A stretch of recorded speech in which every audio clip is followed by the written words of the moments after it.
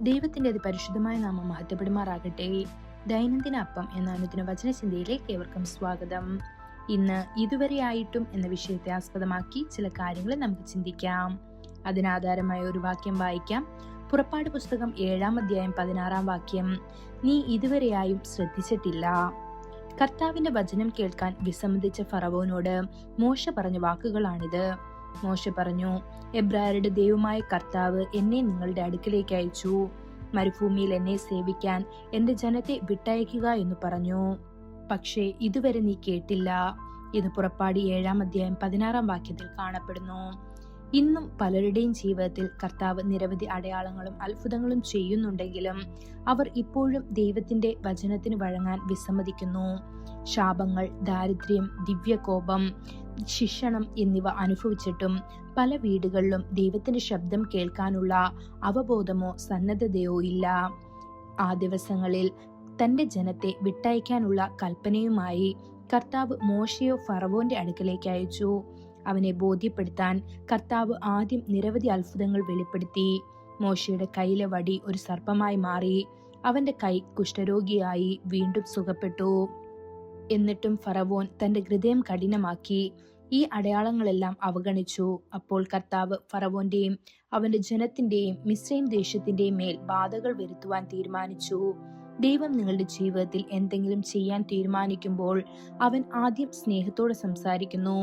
അവന്റെ ഇഷ്ടം മനസ്സിലാക്കാൻ നിങ്ങളെ സഹായിക്കുന്നതിന് അവൻ അത്ഭുതങ്ങളും അടയാളങ്ങളും ചെയ്തേക്കാം. എന്നാൽ നിങ്ങൾ ഇപ്പോഴും പ്രതികരിക്കാൻ വിസമ്മതിച്ചാൽ അവൻ തന്റെ ശിക്ഷണ കൈ നിങ്ങളുടെ മേൽ വരാൻ അനുവദിക്കുന്നു. ദുഃഖത്തോടെ മോശ ഫറവോനോട് പറഞ്ഞു, ഇതുവരെ നീ ശ്രദ്ധിച്ചില്ല. തുടർന്ന് ഭയാനകമായ ബാധകളുടെ ഒരു പരമ്പരയായിരുന്നു. നൈൽ നദിയിലെ വെള്ളം രക്തമായി മാറി. മത്സ്യങ്ങൾ ചത്തു. ദേശം ദുർഗന്ധം കൊണ്ട് നിറഞ്ഞു. പിന്നെ തവളകളും പേനും ഈച്ചകളുടെ കൂട്ടവും വന്നു. കന്നുകാലികളെ രോഗം ബാധിച്ചു. ആളുകളെ പരുഷമായി ബാധിച്ചു. ആലിപ്പഴവും കനത്ത ഇരുട്ടും ദേശത്തെ മൂടി. ഒടുവിൽ മിസ്രൈമിലെ എല്ലാ കടിഞ്ഞൂലുകളും നശിച്ചു. ഫറവോൻ യഹോവയുടെ വചനം കേട്ടില്ല. പക്ഷേ നിനവയിലെ രാജാവ് അതിങ്ങനെ ചെയ്തില്ല. ദൈവത്തിന്റെ മുന്നറിയിപ്പ് കേട്ടപ്പോൾ അവൻ ഉടൻ തന്നെ തന്നെ താഴ്ത്തി അനുതപിച്ചു. അവന്റെ ജനം നാശത്തിൽ നിന്ന് രക്ഷപ്പെട്ടു. ആ ദിവസങ്ങളിൽ ദൈവം മോശയെ ഫറവോന്റെ അടുക്കലേക്ക് അയച്ചു. എന്നാൽ ഇന്ന് ദൈവം തന്റെ ഏകജാതനായ പുത്രനെ നമുക്കായി അയച്ചിരിക്കുന്നു. നാം നമ്മുടെ ചെവികൾ അടച്ചുപൂട്ടി ക്രിസ്തുവിന്റെ വാക്കുകൾ അവഗണിക്കുകയാണെങ്കിൽ കൃപ ന്യായവിധിയായി മാറും. പ്രിയപ്പെട്ട ദൈവമക്കളെ, ഇന്ന് കർത്താവ് തന്റെ കൃപ നിങ്ങളിലേക്ക് നീട്ടുന്നു. ദൈവപുത്രന്റെ ശബ്ദം നീ കേട്ട് അവന്റെ വചനത്തിന് പൂർണ്ണമായും കീഴടങ്ങുമോ? അതിനായി ദൈവം നമ്മെ ഓരോരുത്തരെയും സഹായിക്കുമാറാകട്ടെ. കൂടുതൽ ധ്യാനത്തിനുള്ള വാക്യം ആവർത്തന പുസ്തകം 28-ാം അധ്യായം 13-ാം വാക്യം.